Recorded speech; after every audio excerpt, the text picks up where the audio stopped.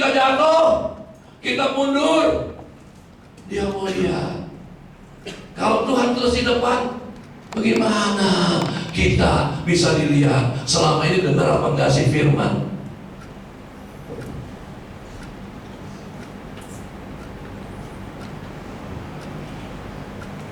Dr. Seuss, penulis Amerika Serikat yang terkenal, berkata begini: jangan pernah menangis, jangan pernah menangis hanya karena sesuatu berakhir.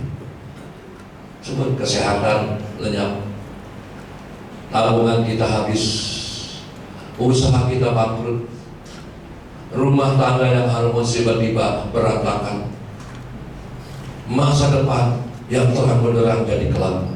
Dr. Seuss berkata, jangan pernah menangis hanya karena sesuatu berakhir, tetapi selalu tersenyumlah karena sesuatu terjadi.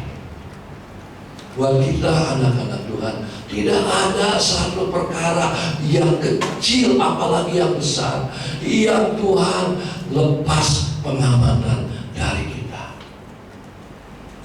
Itulah sebabnya Paulus berkata, sebab aku yakin bahwa penderitaan yang aku alami tidak dapat dibandingkan dengan kemuliaan yang akan dinyatakan kepadaku. Saya manusia sama seperti saudara. Saya bergerak setiap hari. Saya berhubungan dengan banyak orang. Saya punya keluarga. Saya juga bisa sakit, bisa capek. Tapi saya tidak mau kalah dengan situasi. Saya anak Tuhan. I am more than a conqueror. Saya lebih dari pemenang. Tidak boleh ada kata capek, tidak boleh ada kata menyerah, tidak boleh ada kata putus asa. Makanya di salah satu profil saya pasang gambar, I don't stop. Saya gak mau berhenti.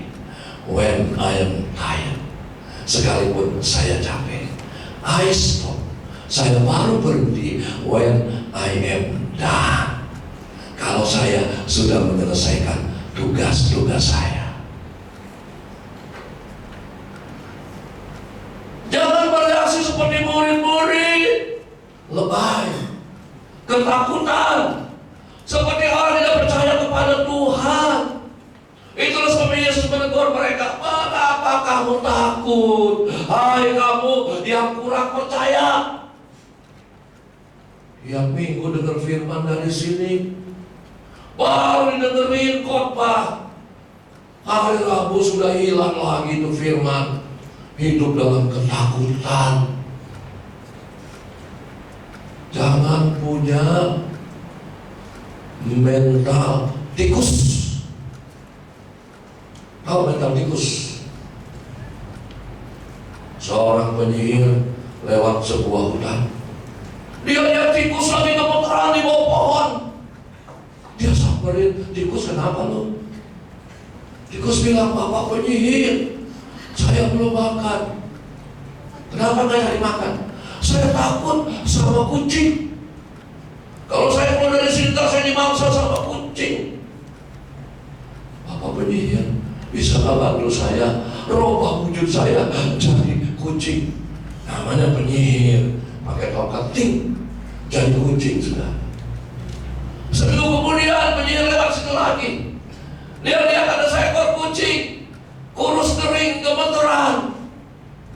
Dia bilang, kucing, kamu kan yang dulunya tikus ya? Iya om penyihir. Kok kamu masih kayak dulu? Om, saya takut. Saya gak berani bisa di sini. Ada anjing. Om bisa gak sih tolong lupain saya anjing? Oke, cari anjing saudara. Herder lagi saudara. Seminggu lewat lagi ke situ, lihat lagi anjingnya kurus kering, nggak makan seminggu. Ini penyihir bingung. Hai anjing, kan kamu sekarang udah jadi herder, kenapa masih takut? Oh Om kan tahu di hutan ini siapa rajanya. Singa, macan, lion. Kalau orang sana kan ngomongnya lion. Naik apa ke Jakarta? Naik lion. Dasar itu, supaya nggak ngantuk. Kalau saya bergeser, habis saya Om, tolong sekali ini saja, bikin saya jadi macan tutul. Saya janji Om, nanti Om cek lagi, saya pasti gagal perkasa.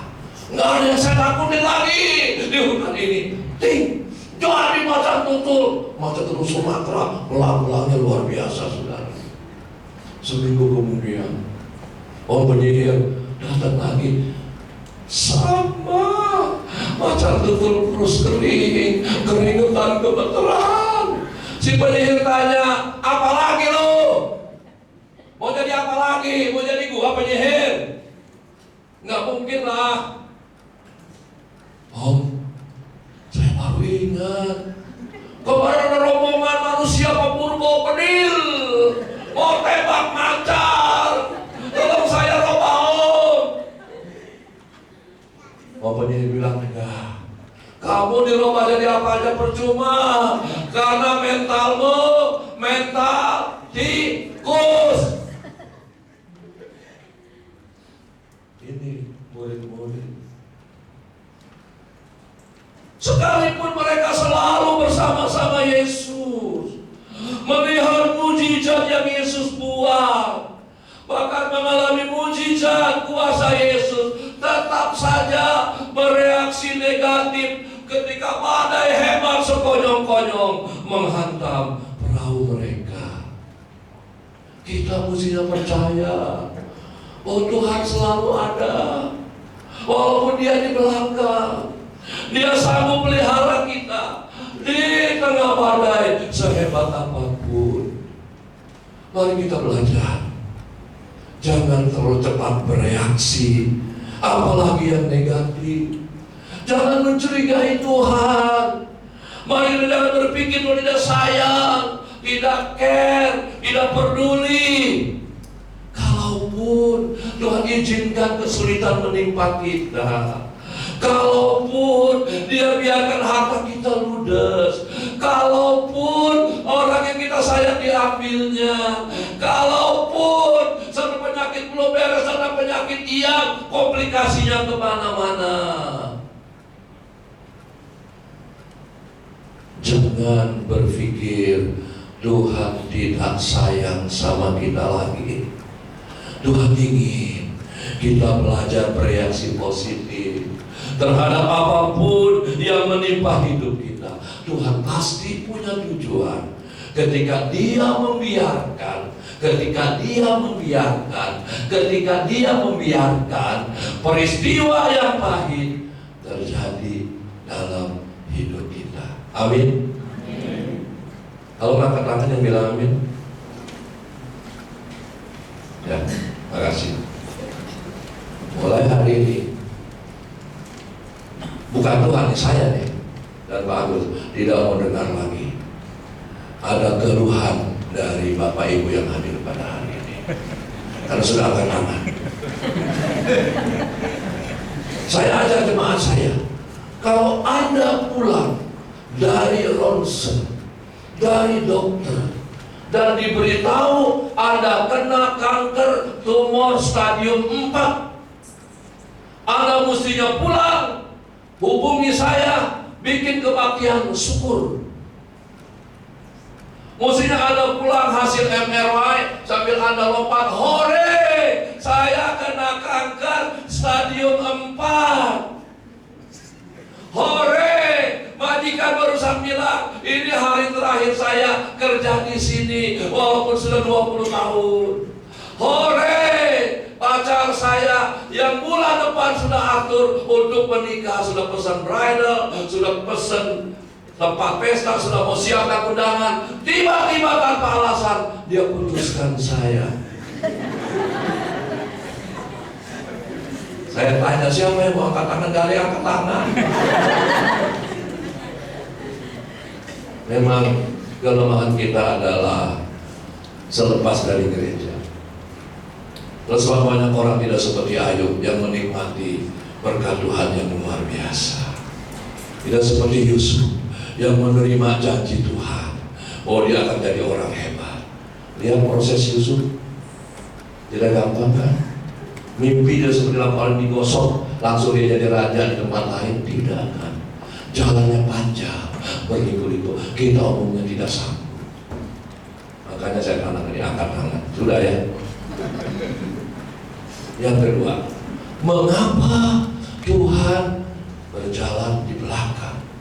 Mengapa Tuhan membiarkan murid-murid mengikutinya dan tetap berlayar kalau dia tahu malam itu ada badai? Yang kedua, Tuhan ingin tingkat iman kita naik. Tuhan ingin iman kita bertambah, tumbuh. Apa iman? Ibrani 11 ayat yang ke-1. Iman adalah dasar dari segala sesuatu yang kita harapkan, bukti dari segala sesuatu yang tidak kita lihat. Kalau saya sederhanakan, ayat ini berkata begini: iman adalah kemampuan kita melihat apa yang tidak kelihatan. Iman adalah kemampuan kita melihat apa yang tidak kelihatan. Bingung kan? Saya bisa lihat ini keyboard, saya percaya saya lihat. Tapi kalau saya nggak lihat, saya harus percaya. Itu iman. Ketika kita jalan di depan, Tuhan memberi kesempatan kepada kita untuk bisa bertumbuh percaya kita, walaupun kita tidak melihat. Iman bukan sekedar percaya yang biasa-biasa saja. Bukan iman namanya ketika kita kekurangan duit, maka kita percaya Tuhan akan mencukupi. Itu bukan iman. Kalaupun disebut iman, iman anak SD. Bukan iman ketika kita sakit, maka kita percaya Dia bisa menyembuhkan. Itu iman yang jelek, iman yang dangkal, iman anak SD. Sekali lagi, iman yang tidak bertumbuh. Iman kita sulit bertumbuh selama Yesus jalan di depan. Kita gandolin terus, kita ikutin terus. Tapi ketika kita disuruh di depan, Dia sedang mau supaya kita naik tingkat iman kita. Tidak lihat Yesus, hanya dengar suara, tapi kita bisa percaya. Matius 8 ayat 26, Yesus berkata kepada mereka, mengapa kamu takut? Kamu yang kurang percaya. Iman seperti apa yang Anda miliki? Kalau sakit berdoa percaya Tuhan sembuhkan, itu biasa. Anak Al-Salam itu juga percaya, betul? Kalau ada kekurangan duit, belum dapat kerjaan, Anda berdoa, Anda percaya Tuhan pasti kasih. Itu iman biasa. Habis iman seperti apa? Iman yang bertumbuh adalah iman yang tetap percaya sekalipun tidak terima. Iman yang bertumbuh adalah iman yang tidak menuntut jawaban. Saya kasih contoh. Capek kan ya? Saya juga capek nih korban nih. Ini saya 2 kali lagi korban nih. Ada juga yang suka protes sama saya di tempat saya. Pak, korbannya kepanjangan. Saya sih kalau bisa korban 30 menit. Tapi saya takut nanti saudara marah sama saya. Orang belum nangkep, udah amin. Cuma sekedar melaksanakan tugas jadi pengkhotbah. Saya berdosa, saya nggak mau. Pernah dengar cerita Daniel? Daniel dihadapkan pada satu situasi yang taruhannya nyawa. Dia harus selama 30 hari tidak boleh berdoa kepada siapapun, tidak boleh minta kepada siapapun kecuali kepada raja. Jika tidak, maka dia akan dilempar ke goa singa. Dan yang tahu, singa ini bukan singa di taman safari. Anak singa udah dikasih makan, ada pawang di sebelahnya, kita pegang-pegang foto. Tapi singa yang buas, singa yang belum makan berminggu-minggu, bukan seekor. Kalau masukin di kandang singa, tahu sendiri kan, bisa kebayangin. Kalau dia langsung makan kepala kita, selesai. Dia makan jempol kaki kita dulu satu. Bayangin sakitnya. Kita ngajarin darah bercucuran, dia makan, kita udah nangis, ada 5 singa lagi ambil ke kaki kiri, udah bilang mau cobain ininya dulu nih kayak pangsit, diambil, kita masih napas. Apa yang Daniel lakukan? Mundurkah dia? Takutkah dia dengan ancaman yang maha mengerikan? Alkitab bilang Daniel pulang ke rumahnya, dia naik ke loteng, dia berdoa kepada Tuhannya sehari 3 kali menghadap kiblat Yerusalem. Hebat. Bacanya biasa saja, tapi kalau kita tahu, luar biasa saudara. Dan betul musuh-musuh politiknya, orang-orang yang gak suka dengan Daniel, dia orang asing di negeri dalam posisi tinggi, intip foto, laporkan kepada raja, dia dikirim ke gua singa.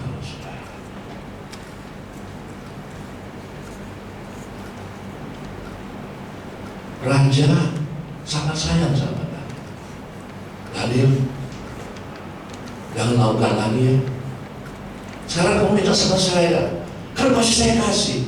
Gak apa-apa kan, cuma sebulan. Tuhan juga ngerti. Kita kan suka begitu kompromi ya. Tuhan, ini lagi ada atasan-atasan saya, dia perginya ke masjid, perginya ke kelenteng. Saya lagi diajak makan di restoran sebulan sekali sama pegawai yang lain. Tuhan, saya gak berdoa ya. Nanti di rumah saya berdoa 5 jam. Kita kompromi, kita takut. Lihat Daniel, tetap masih percaya kepada Tuhan, sekalipun harus masuk dalam gua singa. Iman yang mengandalkan Tuhan, sekalipun tidak melihat jalan keluar, tidak goyah, tetap percaya. Yang kedua, pernah dengar nama Sadrah, Meshach, Abednego? Ini adalah 3 anak muda yang hebat, tidak mengenal iman yang harus jadi sesuai dengan kemauan mereka. Mereka tidak percaya kepada Tuhan sekalipun mereka tidak menerima apa yang mereka harapkan. Raja mengeluarkan maklumat, perpulah zaman Pak Jokowi sekarang. Setiap orang yang mendengar bunyi-bunyian sangkakala, seruling dan lain-lain harus sujud menyembah patung emas yang dibuat oleh raja. Barang siapa yang sujud menyembah akan dibuang dalam perapian yang menyala-nyala. Ketiga orang ini membantah, membangkang, tidak mau menyembah. Mungkin kalau kita jadi dari sana dari Tuhan, saya gembala mumpung ada peraturannya, dan saya akan puasa sebulan penuh Tuhan, saya akan ke gereja tiap hari Tuhan. Kita tawar-menawar saudara. Tapi 3 orang ini saudara tidak menyembah, dilaporkan kepada raja. Raja sayang kepada 3 anak muda karena mereka hebat saudara. Raja panggil, raja bilang, ayolah jangan begitu, jangan bikin saya susah. Saya gak mau kalian hangus dibakar api. Ayo sekarang kalian menyembah. Saya minta musik bunyi, kalian nyembah saya yang tadi bisa saya hapus. Apa jawab mereka? Jika Allah yang kami puja sanggup melepaskan kami, maka Ia akan melepaskan kami dari perapian yang menyala-nyala itu dan dari dalam tanganmu, baginda raja. Tetapi seandainya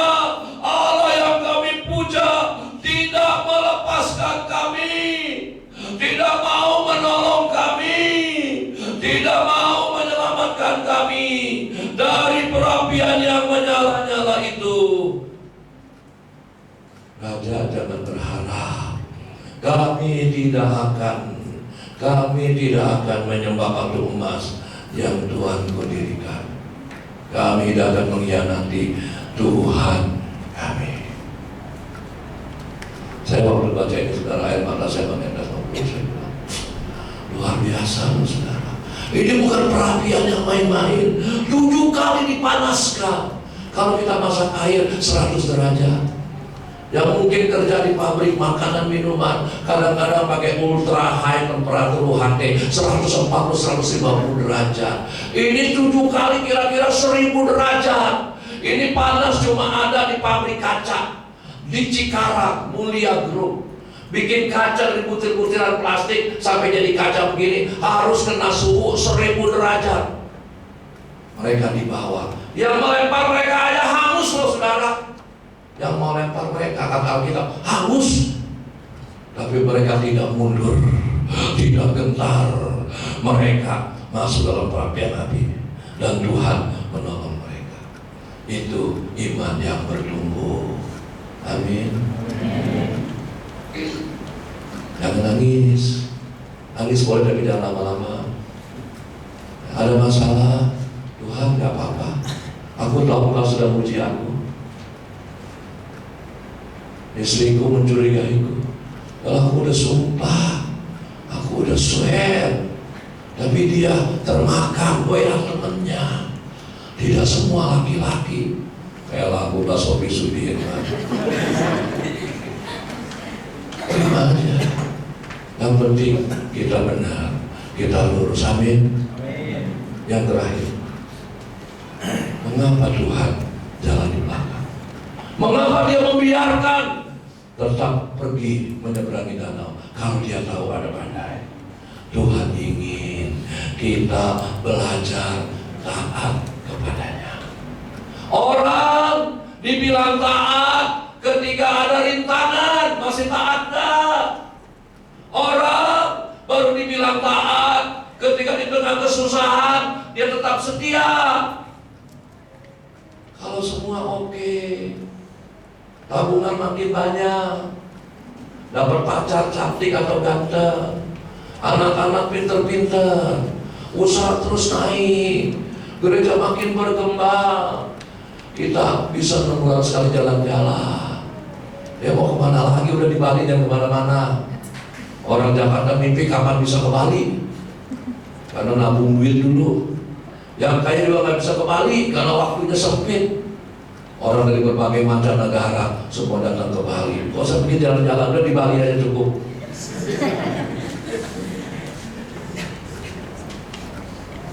Jalan di depan sepertinya kita yang menentukan segalanya. Bisa taat gak? Kita yang mengambil inisiatif, kita yang merencanakan, kita yang memutuskan. Banyak orang karena udah jadi sarjana, karena pengalamannya panjang, karena duitnya banyak, karena koleksinya luas, putusin sendiri. Tidak taat. Murid-murid merasa sudah sangat pengalaman jadi nelayan. Bukan 1-2 bulan, belasan tahun, bahkan ada yang puluhan tahun. Mereka tahu betul seluk-beluk, liku-liku Danau Galilea. Mereka paham kapan angin sakal bertiup. Mereka tahu kapan badai mengamuk. Dan malam itu bukan musimnya. Mereka pikir mereka bisa atasi. Yesus tahu apa? Dia anak tukang kayu. Dia gak pernah jadi nelayan. Dia gak pernah sekolah pelayaran. Kami ini jago laut. Maka mereka mulai pasang layar. Sebagian atur dayung lebih kuat, yang lain arahkan perahu, sebagian buang air. Mereka berusaha sendiri, best effort. Ketika peluh sudah membasahi, baju sudah basah kuyup, tenaga mulai lemah, air yang dibuang bukan makin sedikit, makin banyak yang masuk. Mereka baru tahu mereka bukan siapa-siapa. I am nothing. Ketika ada badai, Ketika Tuhan izinkan badai, Dia ingatkan kita, ayo ingat Yesus. Ayo panggil Dia. Ayo ajak Dia terlibat dalam keputusan-keputusan kita.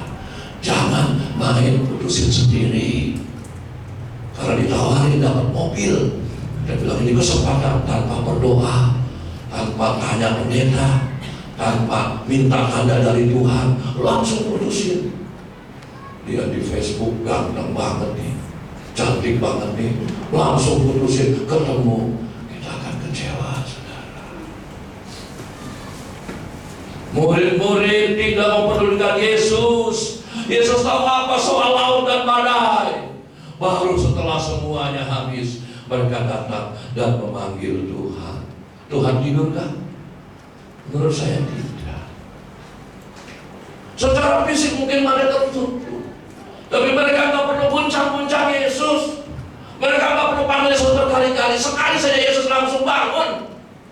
Yesus nggak tanya ada apa. Yesus langsung berdiri. Yesus langsung angkat tangan. Maka badai dan laut pun menjadi redup. Baru Dia celah muridnya, di mana imanmu yang kurang percaya. Saudara, ya belajar taat kepada Tuhan. Jangan sok jago. Jangan pikir pilihan kita ini pas. Dan bisnis ini menguntungkan. Lihat FS, feasibility study. Wah itu udah bagus. Belum tentu sudah. Banyak orang bangkrut. Banyak orang menyesal. Banyak orang tertipu ketika dia tidak melibatkan Tuhan. Minta tanda dari Tuhan. Tuhan kasih aku tanda. Betulkah wanita ini engkau yang kirim sebagai tulang rusuk? Tanya. Dia pasti kirim. Mungkin lewat mimpi, mungkin lewat mulusnya hubungan kita, mungkin nasihat pendeta, mungkin setelah kita amati 3 bulan ternyata nggak cocok. Ada banyak tanda yang Tuhan berikan kepada kita. Dan heranlah murid-muridnya katanya, orang apakah Yesus ini sehingga angin dan danau pun taat kepadanya. Dia di belakang, dia mau sebagai tangan. Dengar aja suaranya. Ada suara dari belakang yang berkata, inilah jalan, ikutilah jalan itu. Entah kamu menganan, entah kamu ke kiri. Mau? Yang pertama, Tuhan ingin kita belajar bereaksi positif. Yang kedua, Tuhan ingin iman kita bertumbuh. Yang ketiga, Tuhan ingin kita belajar hidup taat kepadanya.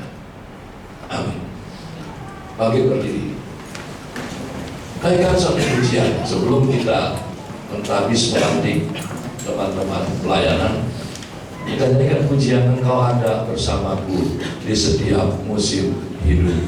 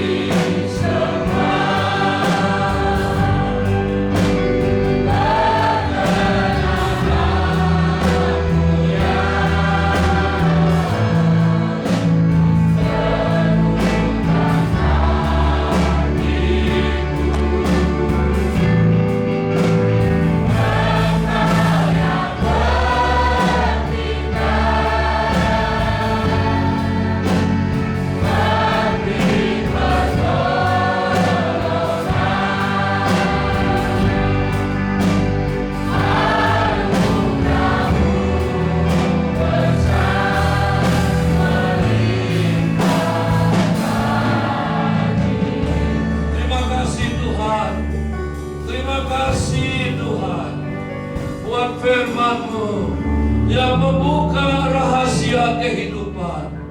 Kami sering salah paham, kami salah menilai Engkau Tuhan.